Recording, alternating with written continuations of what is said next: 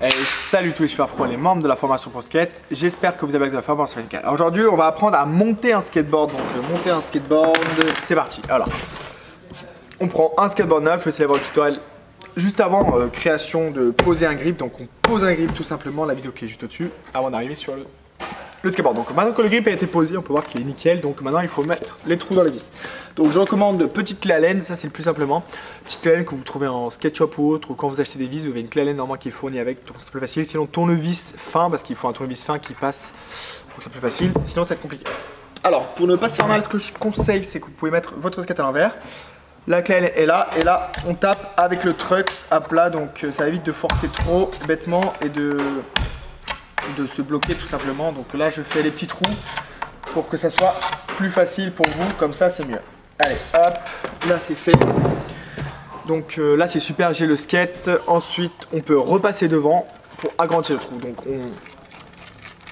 on positionne comme ça, là hop, on tourne, on repositionne, on tourne, on repositionne et on tourne, comme ça c'est plus facile. Allez on remet, hop, positionne, on tourne, positionne, on tourne. Comme ça on agrandit les trous et c'est plus facile pour faire entrer les vis à l'intérieur. Donc voilà. Maintenant que le skate, j'ai mis les trous, là on peut voir que j'ai les trous, donc je vais pouvoir mettre les vis. Alors pour le sens des trucks, c'est très simple. Au début il n'y a pas de sens, et ensuite quand vous avez un skate, au bout de quelques mois et vous changez de skate, il y aura un sens, parce qu'en fonction de votre stance, si vous êtes régulier, vous serez sur les talons, d'un côté en goofy pareil, donc votre skate sera habitué à tourner plus dans un sens qu'un autre, parce que vu que vous allez mettre plus le poids sur l'arrière sur une longue durée, vos gommes vont se faire. Donc c'est pour ça que c'est très important. Au début c'est pas d'importance, mais après quand vous changez de skate, avec l'habitude de changer vos roulements, pardon, pas les roulements, de changer les trucks et garder dans le même sens, c'est très important. Parce que si vous mettez un truck que vous avez skaté derrière, vous le mettez devant, ensuite quand vous allez partir, votre skate est habitué de partir vers l'arrière, et vous serez un peu dirigé vers l'avant, parce que quand on change de sens, il part de l'autre côté, donc vous allez changer votre trajectoire, donc c'est compliqué. Alors je vous conseille de bien savoir votre truck avant, votre truck arrière, quand vous le mettez, comme ça quand vous changerez plus tard de skate, vous ne serez pas embêté, et ça c'est très important, je me suis fait déjà voir plusieurs fois. Donc pour savoir le sens, sachant que les trucks là, ils sont pas neufs, moi j'ai un truc que je fais régulièrement, que je peux vous conseiller, c'est qu'on peut voir que le trucks avant, je vais serrer le boulon en pointe vers le devant, comme ça là je serre le boulon et j'ai un repère parce que le boulon est serré. Et le trucks arrière, c'est que le boulon à plat qui est derrière, et ben je le mets droit, pas vers la pointe mais droit à plat. Donc là on peut voir que comme ça c'est plus facile de se repérer. Vous pouvez le faire juste avec un pour avoir vos repères. Et le skate, donc c'est très important, le nose sera toujours plus gros que le tail. Donc ça dépend des modèles. On a des modèles où c'est flagrant, on voit un gros nose ou un gros tail, et des modèles où on voit pas la différence. Donc ça dépend des modèles. Je vous conseille de bien pas vous tromper au début, et après je sais qu'il y en a qui préfèrent quand même skate avec le nose qu'avec le tail, ça dépend de votre style de skate. Moi c'est ce que je vous recommande, mais 90% des personnes font comme ça, mais il y a quand même 10% qui préfèrent prendre le skate à l'envers, car ça peut vous aider sur certaines figures. Par exemple, vous faites des front pop, ça peut vous aider avec un gros nose, contrairement à un front pop avec un petit tail, ça dépend de votre style de skate. Donc là on va rester sur un truc classique où on prend le nose. Allez, là on prend le nose. Donc on prend les vis, donc des vis basiques. Je recommande pas de style de vis en particulier, car c'est pas important. Tout ce que je vous recommande, c'est déjà d'avoir 3 vis minimum. Allez, hop, on remet les vis à l'intérieur, donc là on les repositionne, hop, c'est nickel.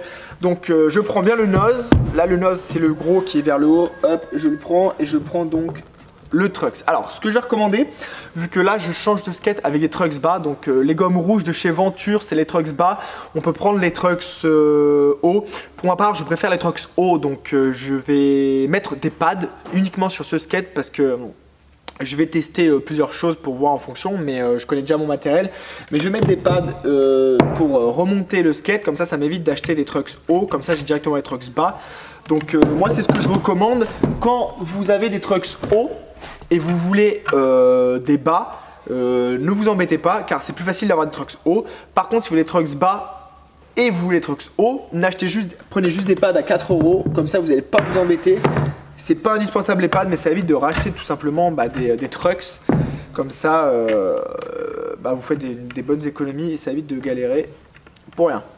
Allez, hop, je mets le petit pad. Nickel, donc le pad, oh, c'est très simple, on le positionne là, bien là, hop, et là ensuite on positionne. Donc là j'ai bien positionné. Ce que j'aime bien avec les pads, le très gros avantage, c'est que vu que c'est plus haut, bah, les vis, vous aurez moins vissé car ça prend de la marge sur la vis, et ça c'est pas mal. Donc après il faut bien visser quand même pour pas qu'il y ait de défauts, comme ça vous n'allez pas vous embêter. Aussi ce qui est très important, c'est d'avoir des bonnes vis et de... Parce que ça arrive, c'est un peu la galère quand vous avez des vis et elles s'abîment parce qu'avec le temps, c'est normal, ça s'use. Donc ça devient un peu la galère. Donc c'est pour ça que parfois c'est un peu compliqué. Donc là, j'ai bien positionné. Hop, je suis nickel. Hop, hop, hop. Et là, je serre donc vers l'intérieur. Intérieur très important car c'est comme ça qu'on serre. Que ce soit un boulon, une petite vis ou un gros... ou un plus gros. Hop, là on est nickel. Et là aussi on est nickel. Hop.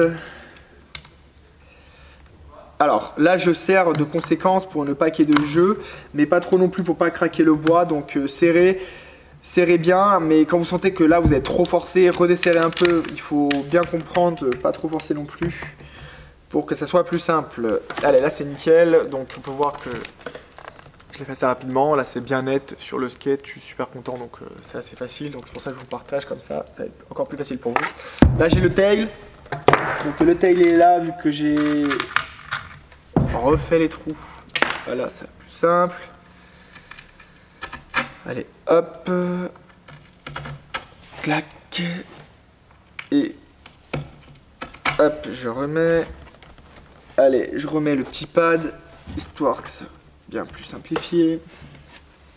Hop. Et hop.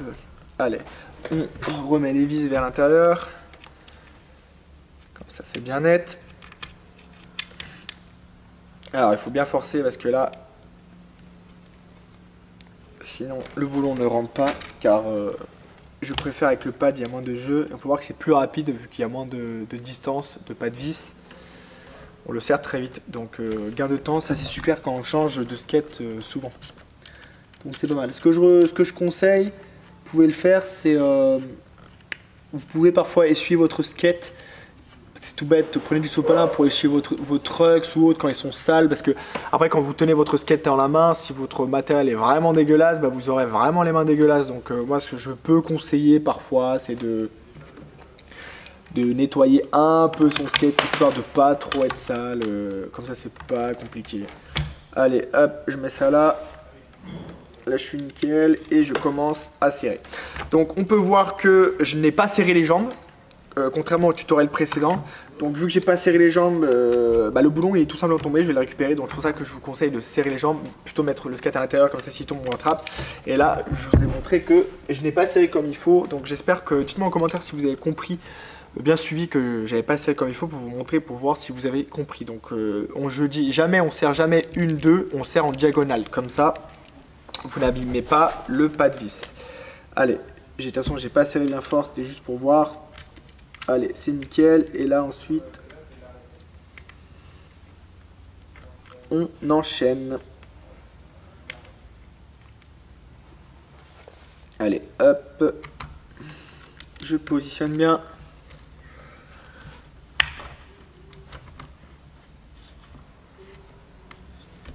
Alors, là, le petit problème, c'est que le pas de vis, il est court, donc c'est pas grave. Je tape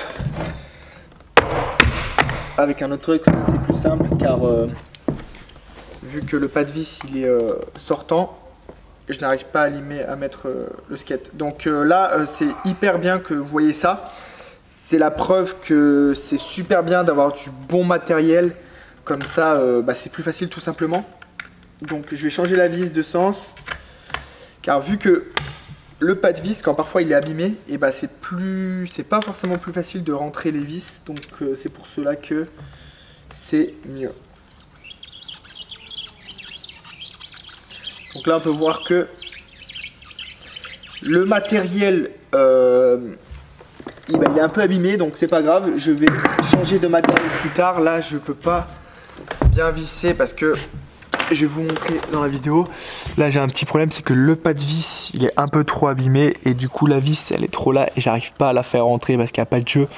Donc, il y a plusieurs longueurs de vis différentes, c'est standard. Vu que j'ai mis des pads, c'est plus compliqué parce que vu que j'ai mis des pads, les vis étaient courtes déjà de base, donc vu que je mets des pads, ça les tire.